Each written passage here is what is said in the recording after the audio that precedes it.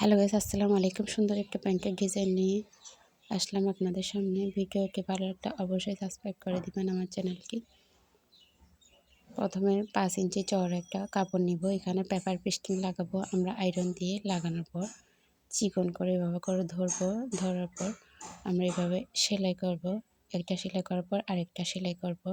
তারপর 1 ইঞ্চি বাদ রেখে আরেকটা সেলাই করব। এভাবে করে আমরা পুরো কাপড়টা সেলাই করে যাব। সেলাইয়ের পর আমরা 2 ভাঁজ করে এটা কেটে নিব। 2 প্যান্টের মোহরের জন্য 2টা আমরা কেটে নেওয়ার পরে 2.5 ইঞ্চি করে 4 কোণায় 3 কোণা করে নেবেন। তারপরে আবার বো বানিয়ে 2 কোণা ভেঙে বো বানিয়ে এরকম করে সেলাই করে নেবেন।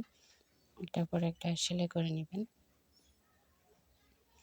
এই পাশ থেকে সবগুলো সেলাই করার পর আবার ওই পাশেও এইরকম একই রকম করে সেলাই করে নেবেন।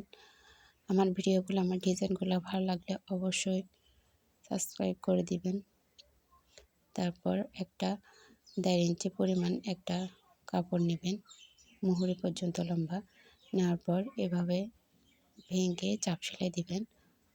দেখুন আমি যেভাবে দিচ্ছি ঠিক এভাবে সুন্দর করে চাপ সেলাই দিয়ে নেবেন। চাপ সেলাই দেওয়ার পর প্যান্টের মুহুরির সাথে নিচে এভাবে উল্টে জয়েন করে নেবেন, চাপ সেলাই দিয়ে নেবেন।